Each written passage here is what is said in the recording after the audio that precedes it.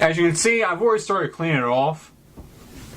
Now, I would normally say use some canned air, but I'm just going to be using my brush here to lightly clean off most of the dust.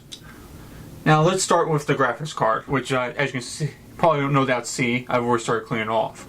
You want to do very light strokes, very short. You want to be very careful because you don't want to break any of the electronics off of the card. You just want to brush it off lightly, not too fast, not too rough, very lightly. Now, the one thing I will say about this computer is, if you don't know what Windows 98 is, look it up. A lot of people hate it, including myself. Even thought I love this particular computer, even though it's got 98 on it. Now, the reason why a lot of people hated it is that you have to be very careful with the components you decide to put in. Because putting in the wrong component could screw up your system. And that's good enough for now. Take some canned air to it later. Now, as you can see, I have not exactly cleaned off the heatsink right there that's covering over this Pentium 2 processor.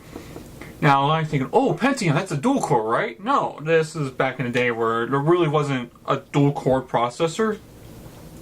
This is when AMD and Intel were really going at it, trying to make your processor as fast as possible. And the Pentium, as a single core processor, holy crap, that thing was overclockable, at least when it originally came out. This one isn't really overclockable, but you can force, jailbreak it to be overclockable. The only problem with overclocking a Pentium,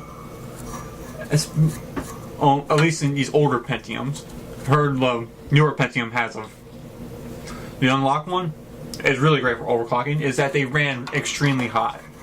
As in, you want liquid nitrogen to cool it down hot. As you can see, the heat sink's now pretty much clean. As you can see, look at the sink, you're going, wow, why is there only just a heatsink, no fans or anything like this? Well, computers back then, at least back when this came out, actually ran pretty decently cool. And a lot of people didn't overclock them, so you really didn't need a lot of case fans. In fact, I don't think this one has a single case fan on it. No, it doesn't. And wow, whew. Let's put it that way. Very old. And very awesome. Now, we're going to clean off some of the wires as well. And these wires right here, they're extremely hard to find. I can't exactly remember the exact name to them. But I will say this. Holy crap. If you can find these wires, I highly recommend replacing them on your system if and when they go bad, because these do go bad quite often. I've actually replaced them. Me and my dad replaced these particular components right here. At least I think it was the one going from the hard drive a couple of times. And whew, that was something back then. And whew, let's put it that way. As much as I love this computer, buying components for it nowadays, it's kind of like trying to pull teeth from a barrel.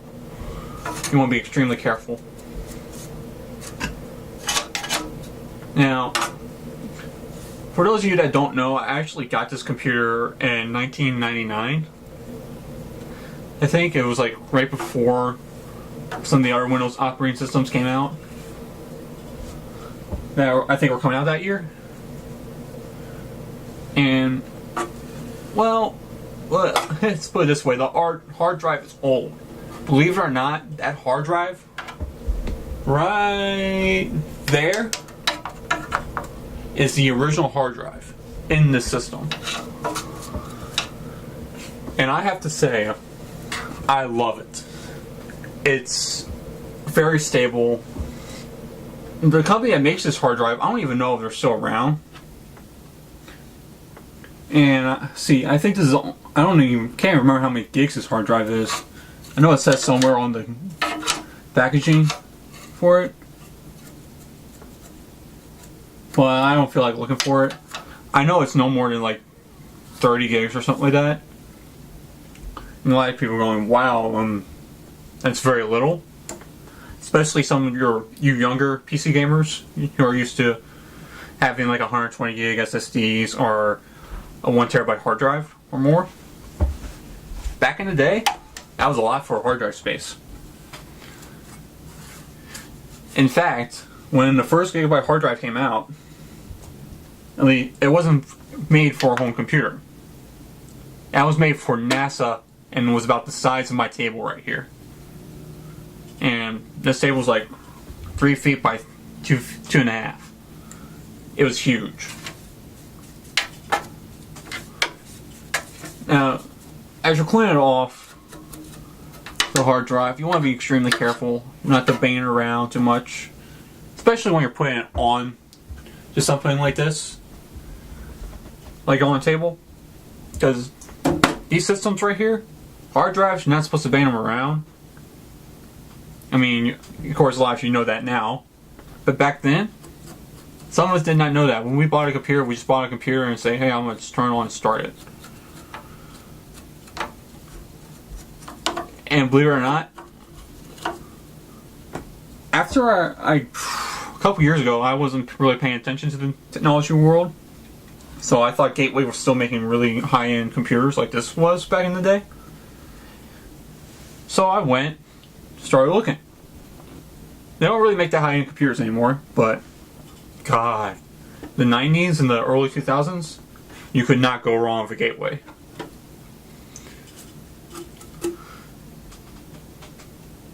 Now, some of you might be wondering, well, what's some of the components are in this?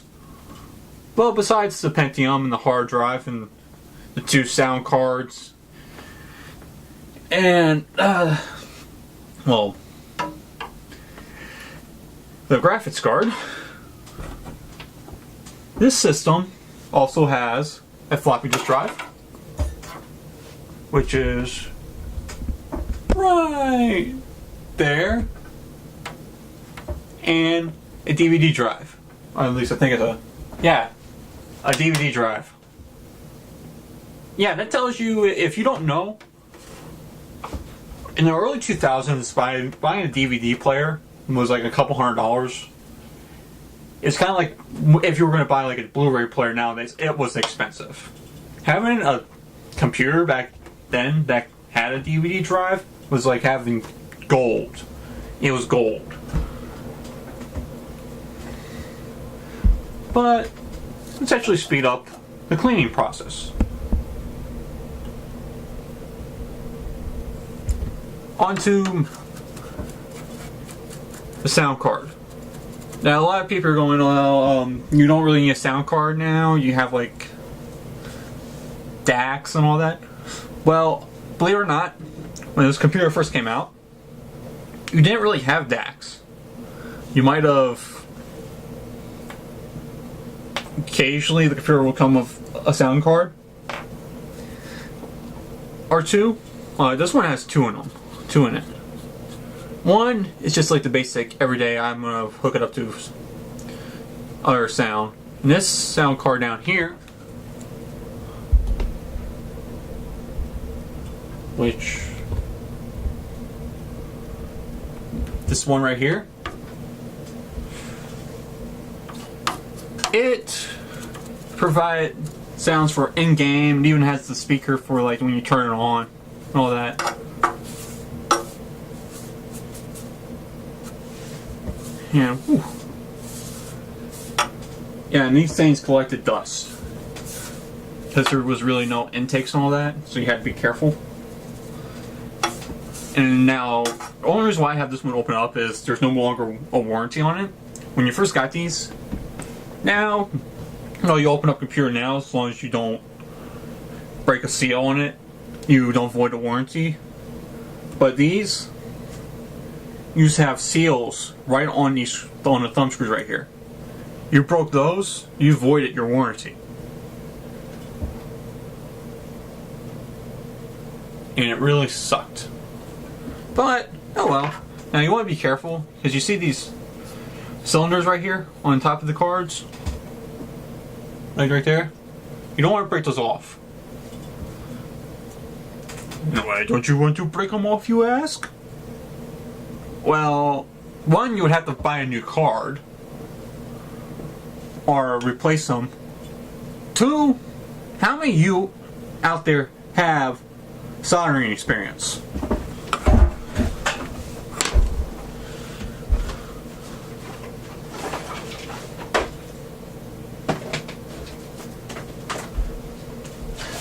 I have a solder. Yes, I have a solder. But I do not have the right tip for this particular motherboard. Or for particular sides of those MOSFETs. Nor do I have the parts to do it. So I don't want to break them. So neither should you.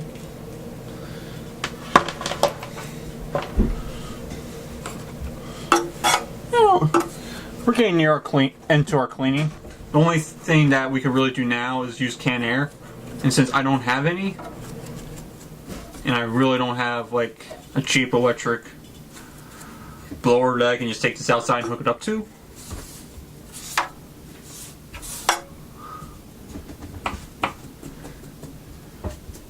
we're basically done for now.